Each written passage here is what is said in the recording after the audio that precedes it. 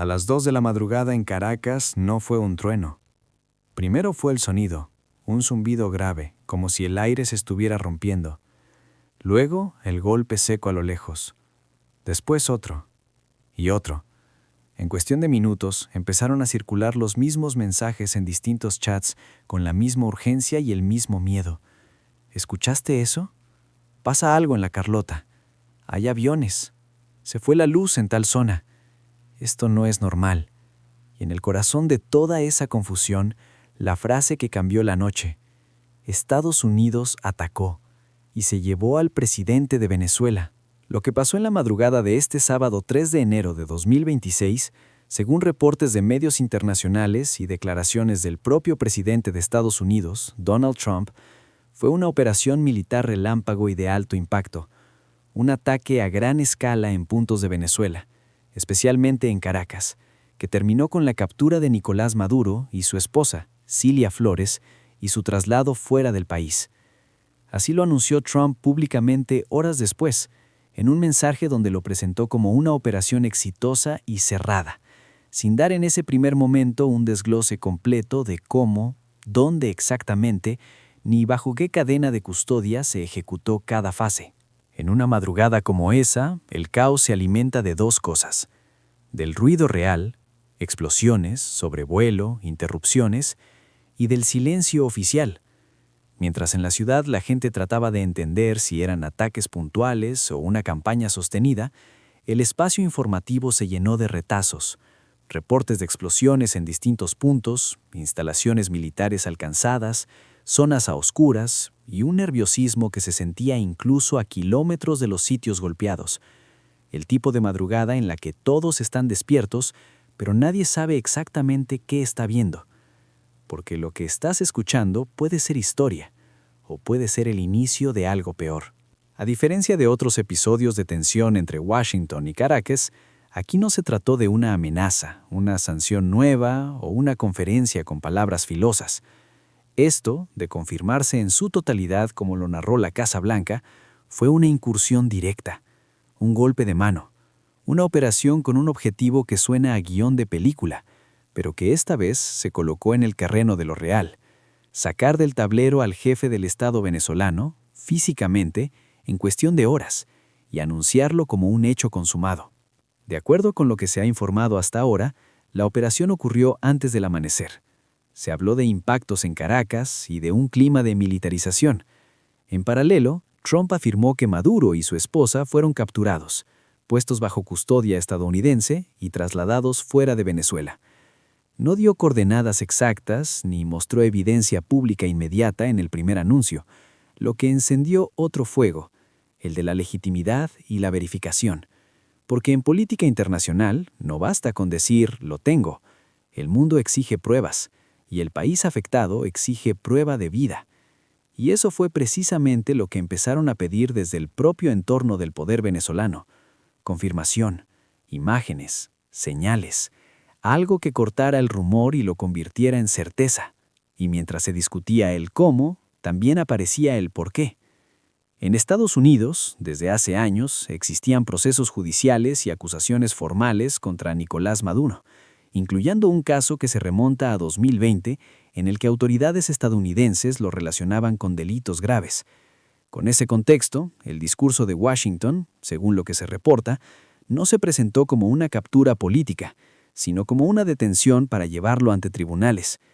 Pero en el tablero real, cuando un país ataca a otro y extrae a su presidente, el lenguaje jurídico no alcanza para bajar la temperatura.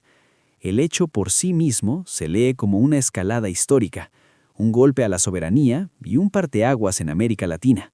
Entonces vino el segundo temblor, el que no suena pero se siente: la reacción internacional. Lo reportado en las horas posteriores apunta a condenas, llamados de emergencia y una presión diplomática inmediata. Se habló de que Colombia criticó la acción y pidió una sesión de emergencia en el Consejo de Seguridad de la ONU. Se mencionaron exigencias de investigación y reclamos sobre el precedente que esto podría sentar.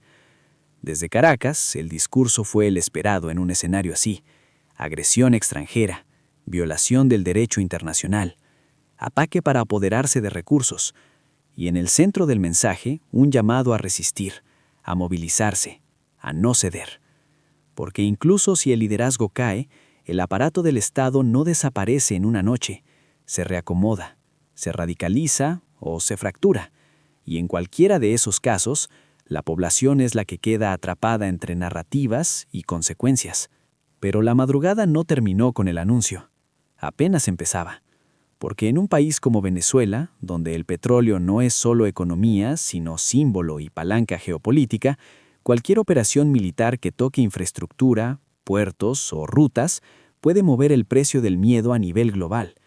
En este caso, lo que se reportó es que instalaciones petroleras clave no habrían sufrido daños directos y que la operación habría dejado, en términos energéticos, un escenario contenido.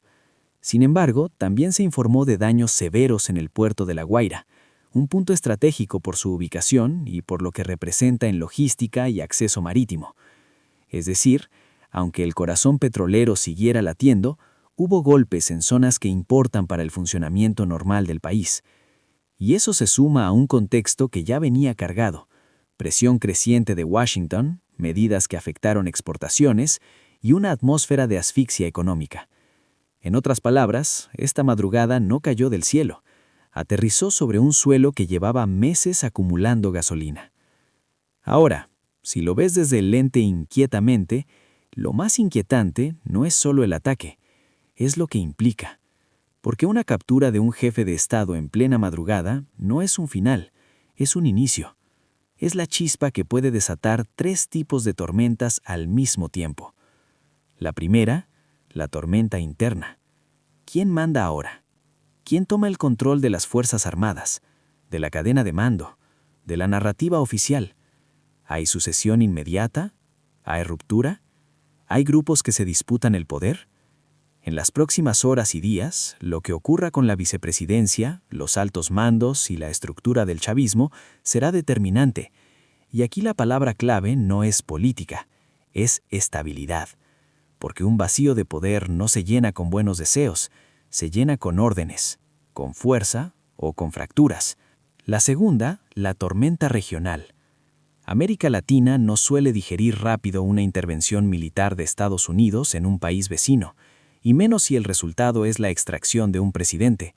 Esto no se discute en foros, se discute en cuarteles, en fronteras, en acuerdos de migración, en comercio y en seguridad. Cuando un país cambia la regla del juego, los demás revisan sus seguridades. Y la tercera, la tormenta mundial, porque el mensaje que se manda al planeta es brutalmente simple. Si podemos hacerlo ahí, también podríamos hacerlo en otro lado.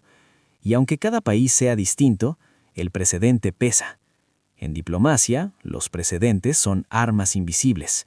Y en medio de esas 3 tormentas está la gente común, la que escuchó los aviones, la que sintió el piso vibrar, la que se metió debajo de una mesa, la que no durmió, la que amaneció con el teléfono hirviendo de mensajes, la que no sabe si mañana habrá clases, transporte, gasolina, pan o calma. La gente que no decide estrategias, pero paga el precio. Por eso, aunque hoy el titular sea «Capturaron al presidente», la realidad más cruda es esta. Lo que pasó en la madrugada fue una fractura del tiempo, un antes y un después. Y lo más peligroso de los después es que nadie sabe dónde terminan. Hasta el momento lo que se ha reportado coincide en los puntos esenciales. Hubo ataques durante la madrugada, se escucharon explosiones y sobrevuelo en Caracas, y Trump aseguró que Maduro y su esposa fueron capturados y sacados de Venezuela. También se informó que enfrentarían cargos en Estados Unidos y que el hecho provocó reacciones internacionales inmediatas. Pero aún quedan piezas críticas que suelen definir la historia real: pruebas públicas verificables, confirmación detallada de custodia y traslado, el estado exacto de la cadena de mando venezolana y el alcance real de los daños. Y ese vacío de detalles es donde nacen los monstruos: la desinformación, la exageración, el pánico, los dicen que, los videos sin fecha, las fotos recicladas, los audios falsos y los rumores que se vuelven verdad por repetición.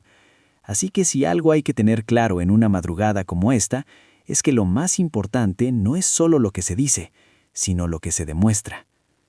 Hoy, 3 de enero de 2026, el mundo amaneció con una noticia que suena imposible, que Estados Unidos atacó Venezuela y capturó a Nicolás Maduro. Y por más que el anuncio venga desde la máxima autoridad estadounidense y lo repliquen medios internacionales, la historia completa todavía se está escribiendo en tiempo real. Pero hay algo que sí se puede afirmar con certeza emocional. Anoche, en Caracas, el sueño se rompió a las 2 de la mañana. Y cuando el sueño se rompe así, no vuelve a pegar igual.